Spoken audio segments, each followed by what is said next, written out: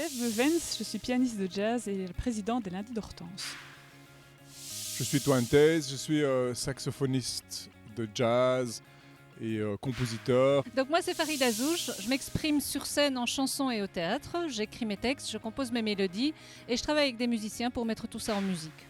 Salut, moi je m'appelle Claude Semal, je fais de la chanson et du théâtre depuis une quarantaine d'années.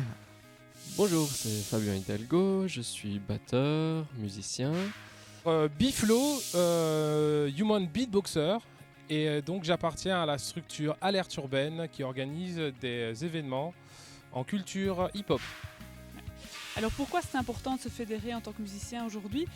Le monde a toujours évolué et je pense qu'à l'époque dans laquelle on vit maintenant, le monde évolue encore plus vite, à une vitesse exponentielle. Je pense que c'est vraiment une urgence aujourd'hui que les musiciens, qui sont plutôt des artistes assez souvent solitaires, se mettent ensemble pour se défendre, se faire entendre, défendre leurs droits.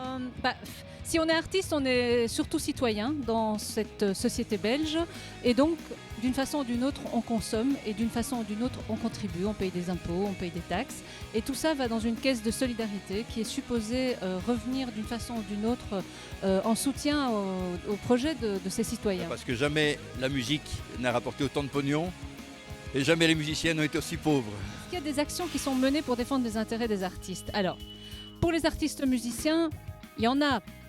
Par exemple, avec la nouvelle ministre, on a bougé les lignes. Nous, on y va.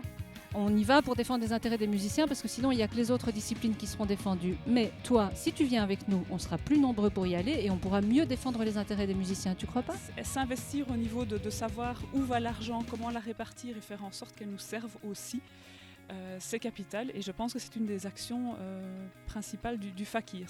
Donc on se réunit assez régulièrement, au moins une fois par mois, plus plein d'autres réunions à côté, pour discuter des problématiques du secteur, essayer de voir un petit peu nos points de convergence. Que propose le Fakir ? Le Fakir, il propose de s'attaquer à des points prioritaires tels que la diffusion.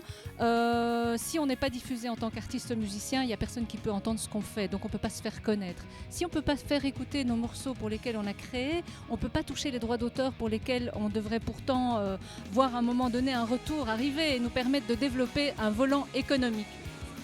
Pour faire passer cette revendication-là, il faut d'abord faire entendre notre voix ensemble. C'est pour ça qu'on s'est rassemblés au sein du Fakir, entre des musiciens qui viennent de tous les styles. Pour moi, pour le moment, le Fakir, c'est comme un pacemaker qui envoie une petite alerte pour me dire « Fais attention, on est en train de voter des lois sur ton dos ». Un mouvement qui m'intéresse beaucoup parce que je trouve qu'il y a une grande liberté de parole. Les gens là-dedans qui s'expriment dans le Fakir et pour le Fakir, ils parlent cash.